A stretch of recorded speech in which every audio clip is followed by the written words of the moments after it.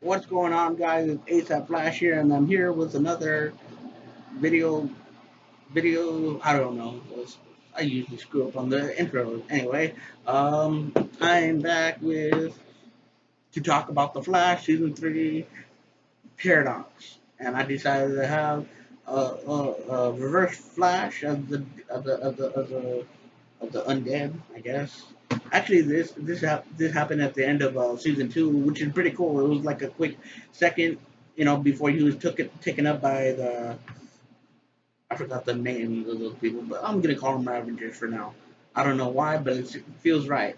Anyway, so in this episode, it feels kind of like a butterfly effect type of feel, especially throughout the episode. It's like whenever he brings up memories or talking about memories, it's just like his memories are just being erased, and it feels like he's having an aneurysm. Actually, one thing it would make it a little bit more accurate to the movie, or more accurate in general, if after he came from like the memories being erased, he had suddenly like nosebleeds, and it kept getting worse throughout the episode. Of course, the reason why they didn't have that, because it would look a little bit gory and a little bit too intense for like everyday viewers, because it's probably like PG-13 or some shit, and it doesn't want to give it an MA rating. But it would be pretty cool. Maybe not like heavy nosebleed, but just at least a little drizzle or some shit like that. Something that signifies that he has some kind of aneurysm. Because let's face it, after like having seizures like that and just being flipped out, you're gonna have a bleed from your nose. Anyway, so this feels kind of like a reverse kind of like it's a wonderful life, instead of like never being born. It's like never having the power, and obviously it's a complete different timeline. I mean, much different to how season 2 ended. I mean, it's kind of infuriating to think about, because it finally has a happy ending that he needs. Like it. I mean, unfortunately his parents are dead, but it looked like he's moving forward with Iris, so it looked like it's finally set in place. No, he had to screw that up and said, "I'm not happy, so I'm gonna change things." And of course, he does change things, and it just ends up being worse than it's supposed to be. I mean, he doesn't. He's not the Flash. Instead, Wally the Flash. And what's weird about this future is like no one knows who he is. I mean, because obviously, because his mother never died. He never got taken in by Joe, and then thus, it just like a weird like chain of things, and it's just really infuriating as well, because it's like he never happy about it. It's like it feels a lot like the like butterfly effect, because Ashton Kutcher's character was never happy throughout the whole movie. He kept changing shit, and then it would end up something worse or whatever. So it felt a lot like that, and not really like much of like but Back to the Future, where that little reference right there. But like that's what I'm saying. Yeah, or the Time Machine. That was a terrible movie, but it just had the similar premise, because it's like he kept going back in time because to save his girlfriend from being killed. But every time he went back, she got killed in one way or another. But whatever, it's gonna happen, right? Anyway, so yeah, it was a pretty cool episode. It felt like a lot of like a high stakes and shit, and especially when the episode ended, when Reverse Flash dropped them off, like, oh, I'm here to drop you off, but with some extra baggage, extra shit, whatever. Like, I mean, it seemed like at first I thought it was like he just went into their house and it was like, okay, who the hell is this? Why is this stranger hugging me? And then saying like kind of alluding to Iris. At first, I thought she had died, but like it turns out they're not talking. And I'm like, okay, well that's not as bad as what I was thinking, But it just he returned to his future, his present, but it's not exactly the present. I'm not really sure. Maybe he's back to his timeline, to his actual timeline before he left.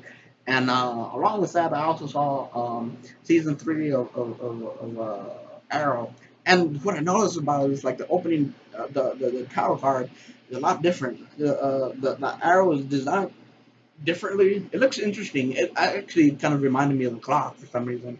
So yeah, it's basically the return of the Count, but Peter Stormare playing him, and it's kind of interesting. I mean, Peter Stormare has like an interesting accent, like I don't forget what it is, but it's Scottish or something. But yeah, not really much. Although I was gonna say not really much happened, but although I was thinking about it, like we get the Atom in, I mean, not in costume, but as like a character. And it's interesting because he's so charismatic, he's so suave. He's a little bit like Felicity because making stupid jokes and just kind of like a nerdy in general. But he reminds me a lot of Tony Stark if he was like a major nerd, just yeah, and then he buys out QC. It's funny because every time I saw QC, which actually stands for Queen Consolidated, for some reason I was thinking of the music label Quality Control, which has Migos and Lil Yachty, and that is complete, like not definitely the show that I'm talking about. But I was just like every time they said QC, I'm like, why do they sound familiar? So yeah, that's pretty much like in the episode or whatever. Yeah, I guess but yeah, I mean, I definitely like Flash a lot more than I do. I mean, Arrow's nice. Arrow, the way I see Arrow is like kind of like a companion piece to the Flash. Like I'm more there for the Flash. I mean, the Arrow's all well and fine, but you know, but it isn't interesting how they're expanding their comic book universe via TV. But like, unfortunately, I think it's kind of ironic how DC is like kind of like struggling to intertwine their movies together, much like how Marvel is doing. But with the shows, they're doing pretty good. But with which is kind of ironic though, because like Netflix, Marvel Netflix is pretty doing really doing a pretty good job at kind of like connecting things together. Although it's a little rocky because I seen the trailer for um, defenders, and they all act like they didn't know each other. They're like vaguely unaware of each other, which I kind of understand, but at the same time, like it seems a little bit too friendly. Like, how are you? Or, yeah. So yeah, that's pretty much it for my thoughts about everything or whatever. So if you seen those shows so far, give me a comment down below on what you think of the show, and who's your favorite character, and which two shows do you like, either Flash or Arrow, or if you've seen any of the other DC shows, extended universe.